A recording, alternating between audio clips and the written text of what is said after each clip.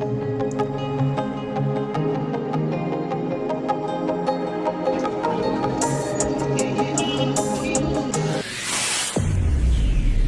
Morning বাইডি বন্ডিরা, welcome back বাগেরহাটের বাঘিনী vlog.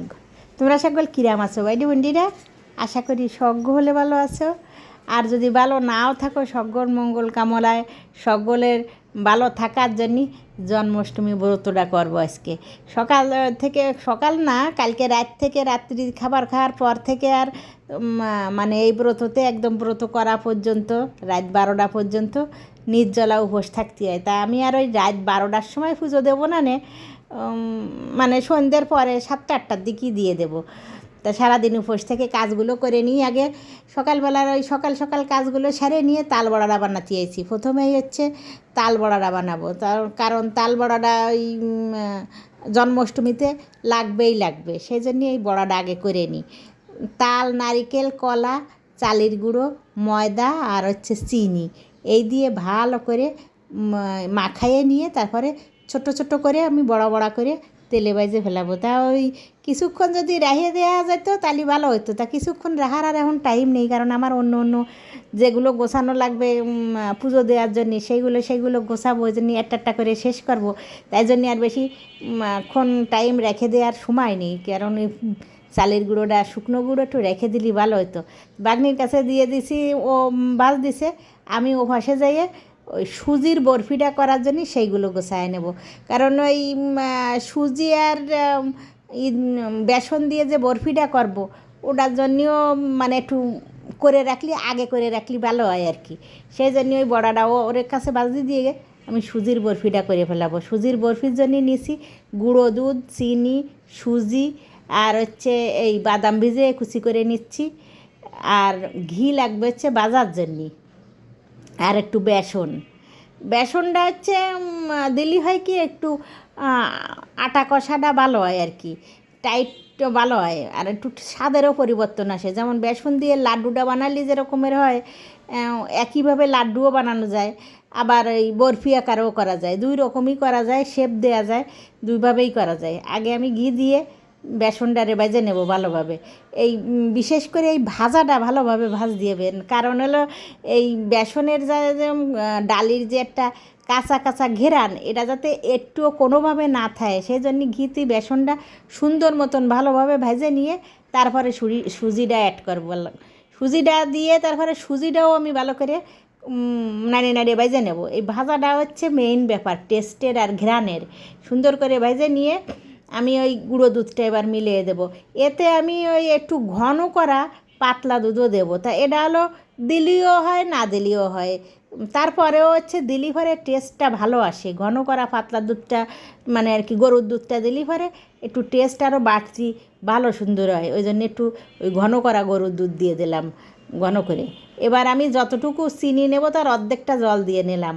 তো চিনি 1 বাটি দিলাম, জল আধা বাটি দিলাম। এইবার চিনি আর জলটা আমি এমন করে এই মিশ্রণটা করব, মানে যেরকমের আমরা মোয়া টোয়া বানাই চিটচিটে হয়ে সুতো উড়ে যায়, ওরম সুতো ওড়ার দরকার নেই। 2 এলাচ দিয়ে দানা দিয়ে দিলাম। সুতো না ওড়ার আগে, সুতো উড়ে যাওয়ার আগেই আমি দিয়ে দিলাম চিনির জলটা, মানে চিনির শিরাটা অতটা আঠালো না, পাতলা মতন থাকতেই আমি দিয়ে দিলাম সুতো ওঠার আগে আর কি। এইবার ভালো করে নাড়িয়ে আমি শুকোয়ে নেব। এই ভালো করে নাড়িয়ে শুকোয়ে নিতে অনেক সময় দেখা যায় যে ওই শুকোয়ে আসলি পরে কড়ই দিয়ে নাড়তে খুব অসুবিধে হয়, ছাড়াই ওঠে না, আটকায় দাঁড়ে, সেই সময় একটু ঘি দিয়ে দিতে হয়, তাহলে এবারে একটু নাড়তে সুবিধা হয়। যে একটু ঘি দিয়ে দিলাম সেটুকু আবার স্কিপ হয়ে গেছে অবশ্য ভাই ডিউন্ডিটা। আমি ঘি দিয়ে ভালো করে নাড়িয়ে এবার আমি মিলিয়ে ভালো করে শুকোয়ে ডালে দিয়ে যেমন শেপে করব বরফি শেপে আমি দিয়ে থালে ঢালে দেবো। এই যে ঘিটা লাগায় নিলাম এই জন্যই যাতে তাড়াতাড়ি আপসেই উঠে আসবে বরফিটা, কারণ ঘিটা না লাগালে পরে, ঘি যদি না থাকে এক্সট্রা তাহলে পরে তেলও দেওয়া যায়, সয়াবিন তেলও, যা রান্নার তেল আর কি, ওই একটু দিয়ে নিলি থালার থেকে ভালো করে উঠে আসে আর কি। এই জন্য একটু তেল হোক ঘি হোক থালাতে দিয়ে নেওয়ার আগে। এবার বাদাম কুচিগুলো আমি উপর দিয়ে শুকোয়ে গেলে কেটে নেব, হয়ে যাবে আমার বরফি। যেভাবে শেপে আমি দেবো সেইভাবে শেপে আমি উঠিয়ে নিলি পরে বরফি হয়ে যাচ্ছে। ভালো করে শুকোয়ে যাওয়ার পরে এই হলো কেটে নিয়েছি, কারণ ভালো করে না শুকোলে কিন্তু আবার ওই যে ঠিকভাবে উঠোনো যায় না, এগুলো যদি ভালো করে শুকোনো লাগে। আমার অবশ্য একটু তাড়াতাড়ি করা লাগতেছে, কারণ ওই অন্য সব কাজগুলোও আমি করে নেবো, সেই জন্যে সবই তো একা রাতে করা লাগতেছে। অবশ্য বাগনি আছে এই জায়গায়, সেও সাহায্য সহযোগিতা করতেছে আমার সাথে সাথে কাজের, যেমন লুচিগুলো বানাচ্ছে, আর এ পাশে ফলগুলো আমি কাটতে আইছি, তারপরে বড়াগুলো ওর কাছে বাজতে দিয়ে আইছি বাগনির কাছে, আর অন্য যে কাজগুলো সেগুলো আমি সারতেছি, সে দুজনে মিলে করতেছি আর কি। কারণ ওই নির্জলা উপোস থেকে সব কাজগুলো করতে করতে অনেক সময় হয়রান হয়ে যেতে হয়, এই জন্যই সাথে একজন থাকলে পারে ভালো হয়। 5 রকমের ফল দিতে হবে, তা যে কোনো 5 রকমের ফল দেওয়া যায়, যার যেটা ইচ্ছে, যা আমি হলো উনারে আনতে কইছি, উনি যা হাতের মাথায় পাইছেন তাই নিয়ে আইছে। 5 রকমের ফল কেটে নিচ্ছি আমি, কিন্তু 5 রকমের ফল যে কোনো ফল হলেই হচ্ছে, তার মধ্যে ওই লাড্ডু বড়া এগুলো লাগবেই। এগুলো হচ্ছে জন্মাষ্টমীর ভোগের প্রধান, তালের বড়া বা তাল ক্ষীর বা হচ্ছে ওই লাড্ডু, এগুলো হচ্ছে প্রধান। তা আমি ওই লাড্ডুটা না বানাই বরফিটা বানালাম। ঠিক আছে, ঘরের মধ্যে না করে একেবারে চলে যায় মন্দিরে যে, তারপরে সবার সাথে একসাথে মন্দিরে বসে মানে আর কি ভোগ নিয়ে গেলি পরে ওই জায়গা বসে একসাথে করে। তা আমার এখানে মন্দিরে একদম যে বাসার সাথে এরকম কোনো মন্দির নেই, আমার মন্দিরটা একটু দূরই পড়ে গেছে, মানে রাত 12টার পরে মন্দিরে তো ঠিক রাত 12টার পরে কৃষ্ণের জন্ম হয়েছে, ওই জন্যই রাত 12টার পরেই জন্মাষ্টমী স্নান বা জন্মাষ্টমীর অনুষ্ঠান, মূল অনুষ্ঠান শুরু হবে। তা রাত 12টার পরে শুরু হলি পরে সেই অনুষ্ঠান শেষ হতে হতে দেখা যাবে যে রাত 4-5টা বাজে যাবে।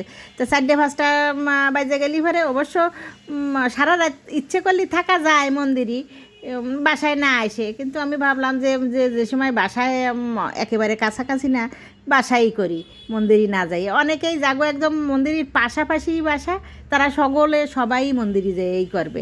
তা আমি ওই নিজে বাসায় বসেই করতেছি। মন্দিরেতে অবশ্য ফাঁকে একবার গেইলাম, ফাঁকে যাই হলো কৃষ্ণর যে পোশাক ওইটা কিনে নিয়ে আসি, নতুন পোশাক পরানোর জন্য, নতুন বস্ত্র, আর হচ্ছে বাসার ব্যবস্থাই করতেছি যে নিজে বাসায় ব্রতটা পালন করব।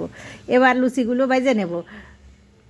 কিন্তু হচ্ছে কথায় আছে 12 মাসে 13 পার্বণ, তা আমি ওই 12 মাসে 13 পার্বণ করি না, ওই কয়েকটা উপোস আছে, কয়েকটা উপবাস আছে যেগুলো আমি করি। শিবের উপোস করি, জন্মাষ্টমীর উপোসটা করি, তারপরে ওই দুর্গা পুজোর সময় করি, ওই অঞ্জলি দেওয়ার ওই অষ্টমীর দিন ওই উপোসটা করি, সরস্বতী পুজোর উপোসটা করি, কয়েকটা করি আর কি। একেবারে সারা মাসে যেরকম প্রত্যেক সময় শিবের উপোস দেয়, সোমবার মঙ্গলবার এরকম ওইগুলো সবগুলো আবার আর কি করা হয় না, কিছুটা করি আর কিছুটা করি না।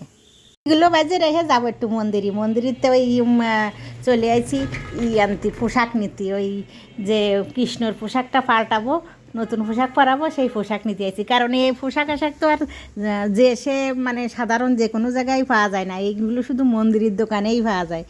যে জায়গা মন্দির আছে সেই সব জায়গার দোকানে এই পোশাক আশাকগুলো পাওয়া যায়, বাসি মুকুট জামা কাপড় যা কিছু এই ময়ূরীর পাখা সবগুলো ওই মন্দিরের দোকানেই পাওয়া যায়। ওইখান থেকে নিয়ে এসে আমি এখন এগুলো পাল্টায় দেবো আর কি। তো আছে 2-3 সেট, তারপরেও একটা নতুন নিয়ে আসলাম, কারণ জন্মদিনের দিন ঠাকুরের নতুন পোশাকটাই পরাই।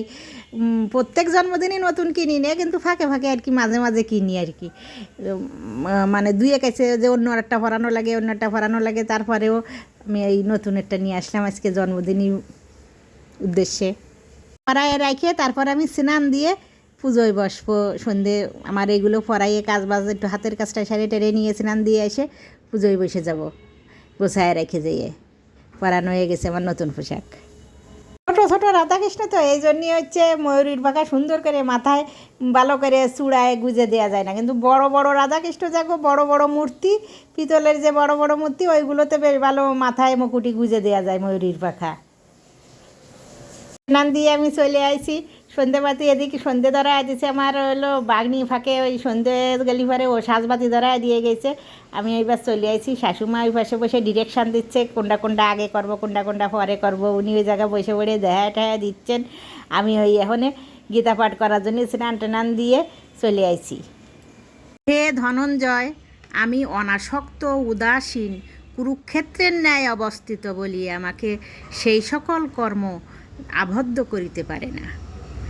কারণ হে কৌন্তীয়, আমার অপারগতা দ্বারা আমার শাশুমা দিচ্ছেন পঞ্চামৃত দিয়ে স্নান করাচ্ছেন শ্রীকৃষ্ণরে। তারপর একে একে আমরা সবাই পঞ্চামৃত দিয়ে স্নান করাইছি। আগে শাশুমা করাচ্ছেন, উনি নিচেই বসতে পারেন না, তাই জন্যে মোড়ার ঘরে উঠে বসে লইছেন। ওনারা হলো হাঁটুমাটু ব্যথা, কোমরে ব্যথা, নানান জায়গায় ব্যথা টাতার জন্য মোড়ার ঘরে বসে নিয়ে তারপরে কাজ করতে হচ্ছে, নিচেই বসতে পারেন না। এবার আইসে হচ্ছে আমাকে বাঘনি তিথি, ও স্নান যাচ্ছে এবার, ওর পরে আসবে ওর ভাই তন্ময়, ও দিতেছে এবার। আর আছে আমার ছোটো ছোয়ালটা অনিন্দ, সে দেবে। আমি হলো একদম ফার্স্টে দিয়ে প্রথমেই হচ্ছে আমি অভিষেক করে গেছি, তারপর একে একে এরা এসে সবাই স্নান করাচ্ছে, সবাই মানে দুধ জল ডালতেছে, পঞ্চামৃত ডালতেছে।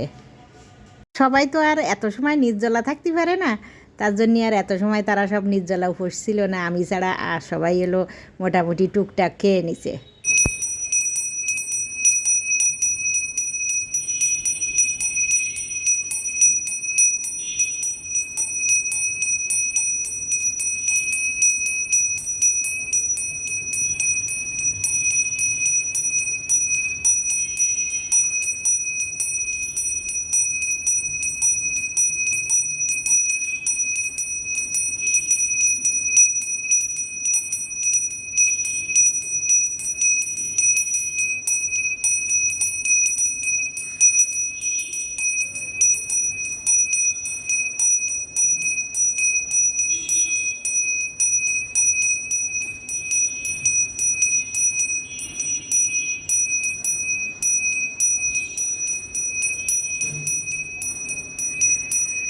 এই আরতিটা করার পরে প্রণাম করে আমাকে পুজো সমাপ্ত হয়ে যাবে।